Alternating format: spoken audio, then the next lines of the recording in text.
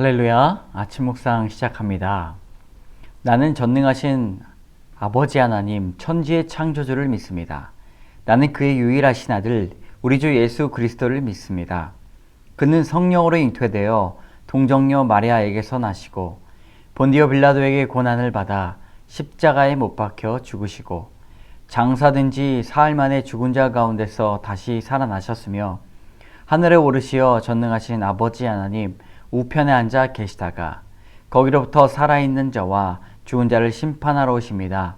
나는 성령을 믿으며 거룩한 공교회와 성도의 교제와 죄를 용서받는 것과 몸의 부활과 영생을 믿습니다.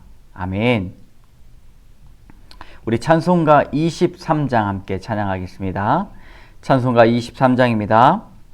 만입이 내게 있으면 그 입 다 가지고 내 구주 주시는 종을 늘 찬송하겠네. 내 은혜로신 하나님 날 도와주시고 그 크신 영광 널리 펴 다 알게 하소서. 내 주의 귀한 이름이 날 위로하시고 이 귀의 음악 같으니 참 희락되도다.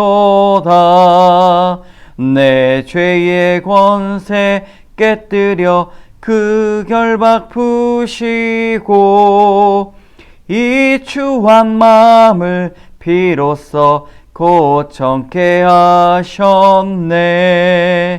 아멘. 아멘. 오늘 하나님께서 주시는 잠언의 말씀, 잠언 22장 1절에서 9절까지의 말씀입니다. 잠언 22장 1절에서 9절까지의 말씀 같이 읽겠습니다. 많은 재물보다 명예를 택할 것이요 은이나 금보다 은총을 더욱 택할 것이니라. 가난한 자와 부한 자가 함께 살거니와 그 모두를 지으신 이는 여호와시니라. 슬기로운 자는 재앙을 보면 숨어 피하여도 어리석은 자는 나가다가 해를 받느니라. 겸손과 여호와를 경외함의 보상은 재물과 영광과 생명이니라. 배역한 자의 길에는 가시와 올무가 있거니와 영혼을 지키는 자는 이를 멀리 하느니라. 마땅히 행할 길을 아이에게 가르치라. 그리하면 늙어도 그것을 떠나지 아니하리라. 부자는 가난한 자를 주관하고 빚진 자는 채주의 종이 되느니라. 악을 뿌리는 자는 재앙을 거두리니 그 분노의 기세가 쇠하리라. 선한 눈을 가진 자는 복을 받으리니 이는 양식을 가난한 자에게 줌이니라. 아멘. 잠언 22장 1절에서 9절까지의 말씀은 지혜가 주는 진정한 행복이라는 주제로 말씀을 전합니다. 잠언이 지혜를 강조하는 이유가 지혜가 복이기 때문입니다. 모두가 행복을 위해 달려가지만 모두가 행복해지지 않는 것이 현실이죠. 진정한 행복을 위해서 우리가 필요한 것은 주님의 지혜가 필요합니다. 1절의 말씀 같이 읽겠습니다.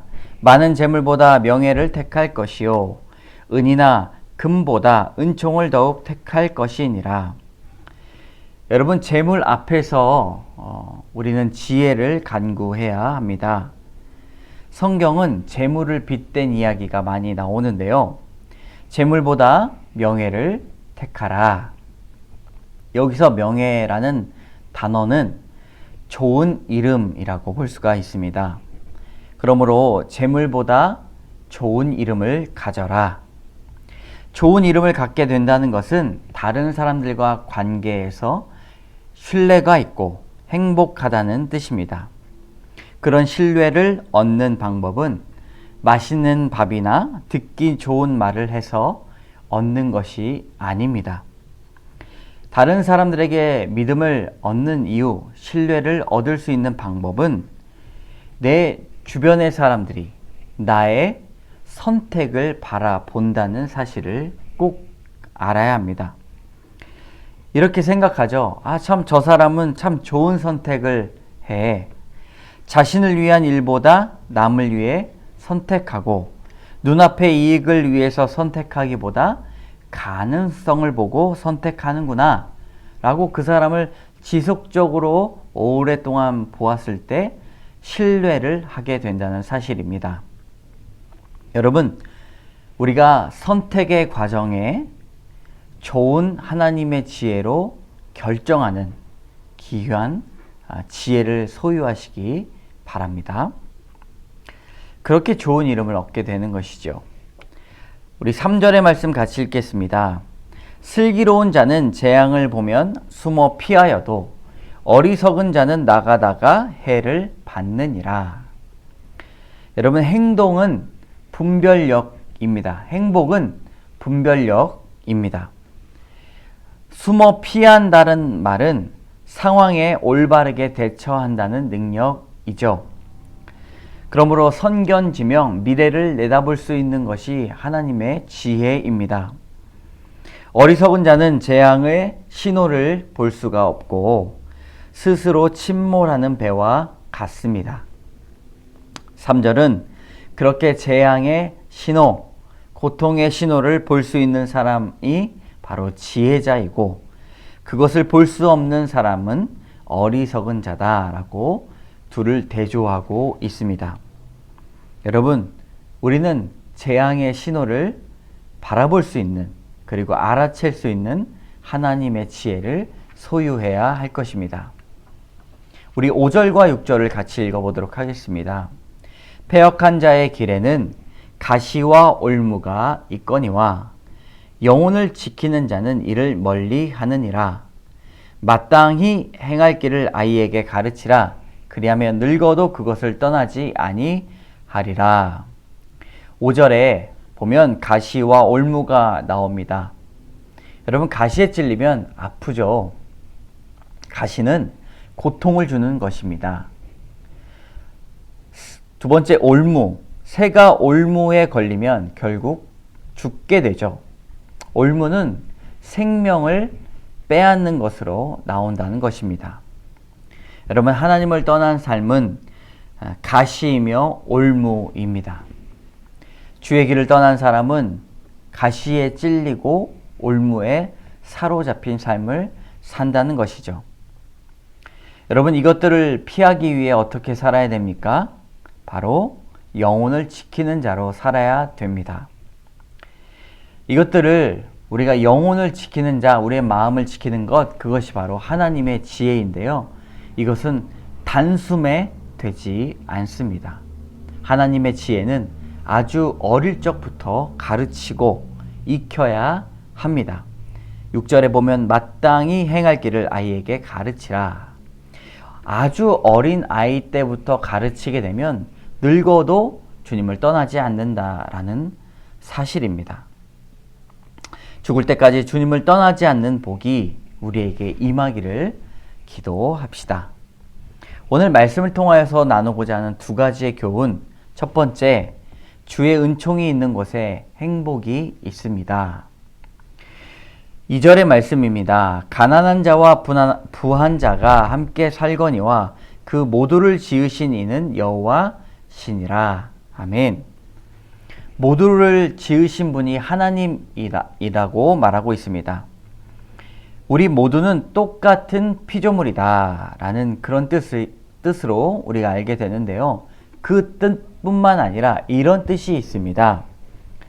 오직 부한 자나 가난한 자가 돈이 행복의 지수가 아니라 모두가 주님의 은총으로 살아야 된다는 말이죠. 가난한 자에게만 주의 은혜가 필요하고 부한 자는 알아서 잘 살 것이다 라고 말하는 것이 아니라 모두에게 주의 은혜가 있어야 됩니다. 왜냐하면 우리 모두가 같은 피조물이기 때문입니다.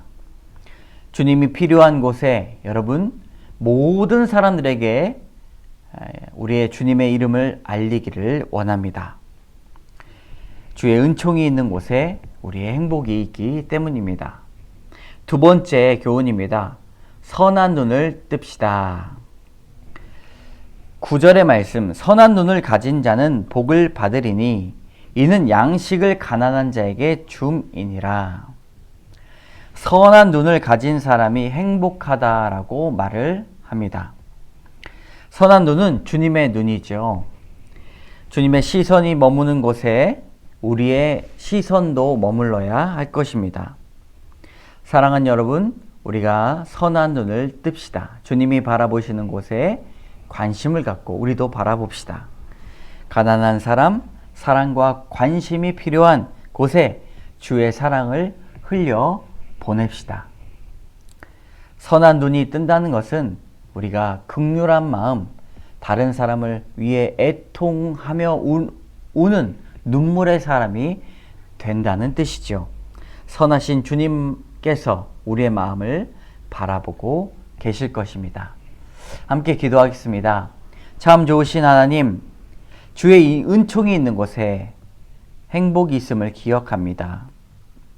우리가 선한 눈을 떠서 주님의 은총을 실천하는 삶 살게 하여 주시고 주의 은혜를 간구하는 삶 살 수 있도록 우리와 함께 하여 주시옵소서. 모든 말씀 예수님 이름으로 기도드립니다. 아멘. 하늘에 계신 우리 아버지의 이름을 거룩하게 하시며 아버지의 나라가 오게 하시며 아버지의 뜻이 하늘에서와 같이 땅에서도 이루어지게 하소서. 오늘 우리에게 일용할 양식을 주시고 우리가 우리에게 잘못한 사람을 용서해 준 것 같이 우리 죄를 용서해 주시고 우리를 시험에 빠지지 않게 하시고 악에서 구하소서. 나라와 권능과 영광이 영원히 아버지의 것입니다. 아멘. 여러분, 우리가 진정한 행복이 무엇인가? 하나님 안에 있는 것, 그리고 영원한 행복이 무엇인가? 하나님을 바라보는 것에 있습니다. 우리 그것을 놓고 진정한 복을 위해 오늘 함께 해달라고 기도하겠습니다.